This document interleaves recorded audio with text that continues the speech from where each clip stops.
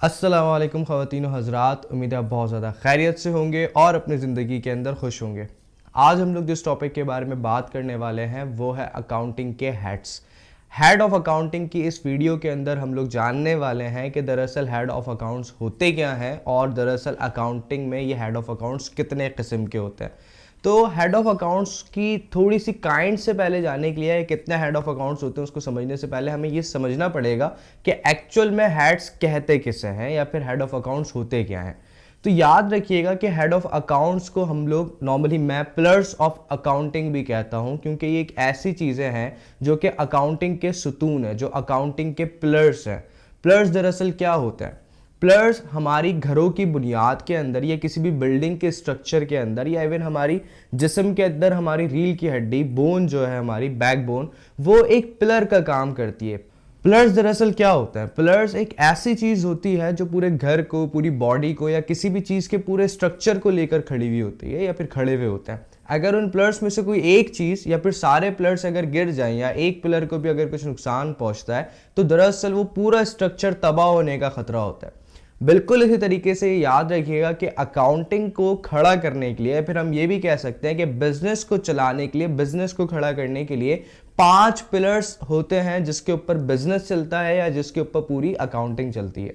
ये ऐसे पिलर्स हैं चंदा कि अगर जिसमें से कोई एक पिलर भी डिस्टर्ब हो जाता है या एक पिलर को भी कोई नुकसान पहुंचता है तो पूरा बिजनेस खराब हो सकता है, तबाह हो सकता है और इसी तरीके से पूरी अकाउंटिंग भी तबाह हो सकती है। तो अब हमें ये समझ आ चुका है दरअसल हेड ऑफ अकाउंट्स या पिलर्स हम लोग किस चीज़ को कहते हैं, उन बुनियादों को कहते हैं, उन सुतूनों को कहते हैं जिसके ऊपर पूरी अकाउंटिंग खड़ी हुई है, जिसके ऊपर पूरी अकाउंटिंग चल रही है। तो ये याद रखिएगा चंदा कि अकाउंटिंग के अंदर 5 किस्म के हेड्स होते हैं, 5 किस्म के पिलर्स होते हैं। सबसे पहला पिलर जो हमारे पास होता है उसको हम एसेट्स के नाम से जानते हैं। अब एसेट्स दरअसल हमारे पास क्या होता है? एसेट्स उन तमाम चीज़ों को एक कारोबार के अंदर कहा जाता है जो ऑनरशिप के अंदर आती हैं, जो कि बिजनेसमैन की, जिसका वो कारोबार है, उसकी ऑनरशिप में आती है। उन तमाम चीज़ों को हम लोग किस नाम से जानते हैं? एसेट्स के नाम से जानते हैं। मतलब आप ये कह सकते हैं कि मेरी अपनी मिल्कियत के अंदर जितनी भी चीज़ें मेरे कारोबार के अंदर मौजूद है वो मेरा एसेट है। मतलब लेट सपोज मेरा कैश मेरा अपना है, ठीक है जी, मेरा एसेट है, मेरा फर्नीचर, मेरी बिल्डिंग, मेरा लैंड, ठीक है, मेरी मर्चेंडाइज जो मैं चीज़ें बेच रहा हूँ, मेरा फिक्सचर और इसके अलावा जो मेरी इक्विपमेंट्स हैं, वो तमाम चीज़ें मेरी अपनी मिल्कियत के अंदर हैं जिसके ज़रिए मैं कारोबार के अंदर काम कर रहा हूँ। उन तमाम चीज़ों को मैं अपना एसेट कहता हूँ। अब ये भी याद रखिएगा कि चंदा एसेट्स की 2 सब कैटेगरीज होती हैं। 2 सब कैटेगरीज का मतलब ये है कि एसेट को फर्दर आप 2 हिस्सों में डिवाइड कर सकते हैं। एक हिस्सा जिसको हम कहते हैं करंट एसेट्स और दूसरे जिनको हम कहते हैं non current assets. Current assets वो तमाम एसेट्स होते हैं चंदा जो कि विद इन 1 ईयर यूज हो जाते हैं, जिनकी वैल्यू ज्यादा से ज्यादा 1 साल के अंदर अंदर ही क्या हो जाती है? चेंज हो जाती है, या फिर वो पूरे एसेट जो है जो हमारी अपनी मिल्कियत में थे वो इस्तेमाल अगर 1 साल के दौरान में हो जाते हैं तो उसको हम करंट एसेट कहते हैं। और बिल्कुल इसके बरक्स नॉन करंट एसेट जो दूसरी चीज है वो तमाम एसेट्स होते हैं जो कि हमारे कम से कम 1 साल के बाद यूज होते हैं, या फिर ये कह लें कि उनकी वैल्यू कम से कम 1 साल के बाद चेंज होती है। तो आसान कर लीजिए, करंट एसेट्स वो एसेट्स हैं जिनकी value with in 1 year change हो या फिर वो इस्तेमाल हो जाए 1 साल के अंदर अंदर। नॉन करंट एसेट्स वो तमाम एसेट्स हैं जिनको आप क्या कहते हैं कि जी उनकी वैल्यू कम से कम 1 साल बाद चेंज होती है या फिर वो कम से कम 1 साल बाद इस्तेमाल में आकर खत्म हो जाता है। नॉन करंट एसेट्स को दरअसल आप फिक्स्ड एसेट और लॉन्ग टर्म एसेट्स के नाम से भी जानते हैं। अब दरअसल याद रखिएगा कि इन फिक्स्ड एसेट को, नॉन करंट एसेट्स को या फिर लॉन्ग टर्म एसेट्स को फर्दर 2 कैटेगरीज के अंदर सब डिवाइड किया जा सकता है। मतलब ये कि फिक्स्ड एसेट के भी 2 काइंड्स होती हैं। Number 1 tangible assets, number 2 non tangible assets. मतलब आप ये कह सकते हैं कि फिक्स्ड एसेट कुछ ऐसे एसेट्स होते हैं चंदा जिनको हम टच कर सकते हैं, मतलब टेंजिबल, जिनकी फिजिकल एग्जिस्टेंस होती है, जो कि डेप्रिसिएट हो सकते हैं। ठीक है जी, डेप्रिसिएट का मतलब इस्तेमाल के साथ साथ उनकी वैल्यू गिरेगी और वो फिजिकल है। लेट सपोज मेरा फर्नीचर है, फिक्स्ड एसेट है और मेरा फिजिकल भी है, तो वो क्या कहलाएगा? कहलाएगा मेरा, वो मेरा कहलाएगा फिक्स टेंजिबल एसेट। बिल्कुल इसी तरीके से कुछ एसेट्स फिक्स इनटेंजिबल भी होते हैं, मतलब इनटेंजिबल फिक्स एसेट के नाम से भी बहुत सारी चीजें होती हैं। वो ऐसे एसेट्स होते हैं जिनकी वैल्यू तो कम से कम 1 साल बाद चेंज होती है, लेकिन उनकी कोई फिजिकल एग्जिस्टेंस नहीं होती है।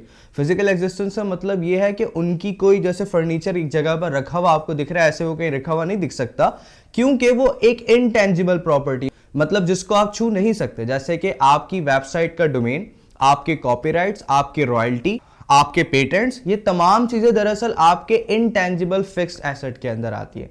तो एसेट्स, होपफुली आपको समझ आया होगा कि एसेट क्या होता है, नॉन करंट और लॉन्ग टर्म एसेट क्या होता है, और लॉन्ग टर्म एसेट के अंदर आपका टेंजिबल और इनटेंजिबल एसेट्स किस चीज को कहते हैं।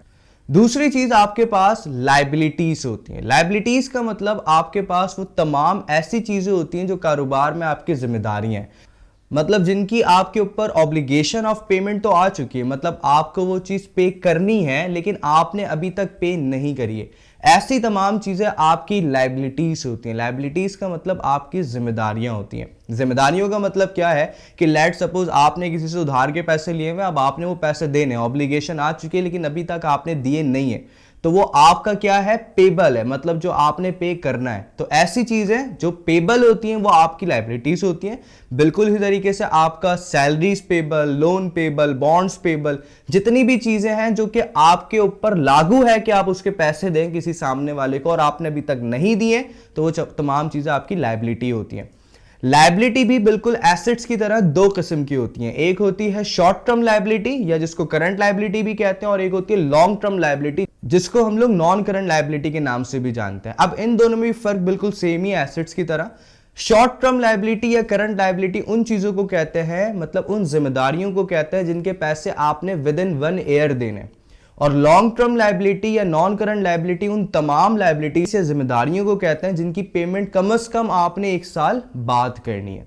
तीसरा पिलर आपके पास कैपिटल होता है। कैपिटल का मतलब कारोबार के अंदर ऑनर का जितना भी अपना सरमाया है ना, वो उसका कैपिटल है, उसकी प्रोप्राइटरशिप है या उसकी इक्विटी जितनी है, इन्वेस्टमेंट उसने जितने की करी है, उस चीज को हम लोग कैपिटल कहते हैं। अब ये याद रखिएगा कि कैपिटल भी पिलर्स ऑफ अकाउंटिंग के अंदर एक इंतहाई अहमियत का हामिल है, क्योंकि एक्चुअल में एक ऐसा ब्लड है जिससे कारोबार चल रहा है। मतलब आप ये कह सकते हैं कि ये वो इन्वेस्टमेंट है जो कि ऑनर की या फिर बहुत सारे ऑनर्स की कारोबार के ऊपर लगी हुई है, जिसके जरिए से कारोबार रन कर रहा है।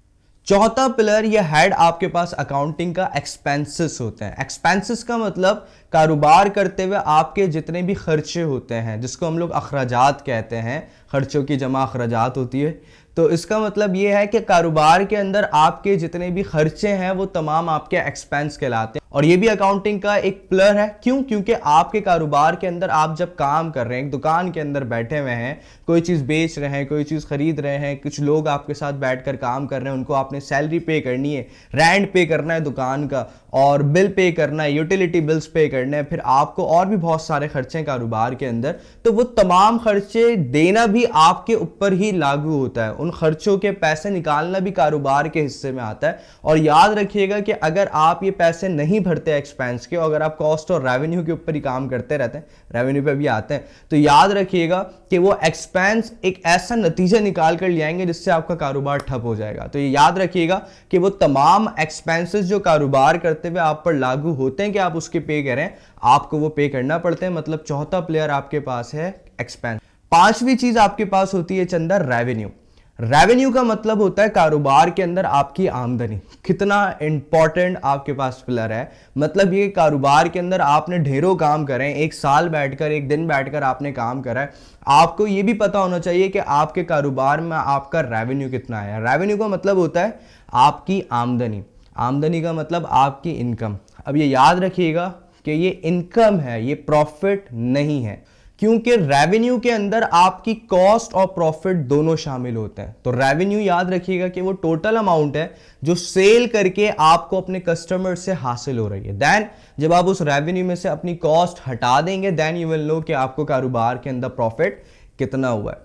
तो आपको होपफुली तमाम चीज़ें समझ आई होंगी कि हेड्स ऑफ अकाउंट या पिलर्स ऑफ अकाउंटिंग क्या होते हैं और ये कितने किस्म के होते हैं। और अगर आपको इस पूरी वीडियो के अंदर किसी भी किस्म का कोई सवाल हो, कुछ समझ ना आया हो, तो आप हमेशा की तरह मुझसे नीचे कमेंट बॉक्स के अंदर पूछ सकते हैं। इंशाल्लाह नेक्स्ट वीडियो के अंदर मुलाकात होगी। जब तक के लिए अल्लाह हाफिज़।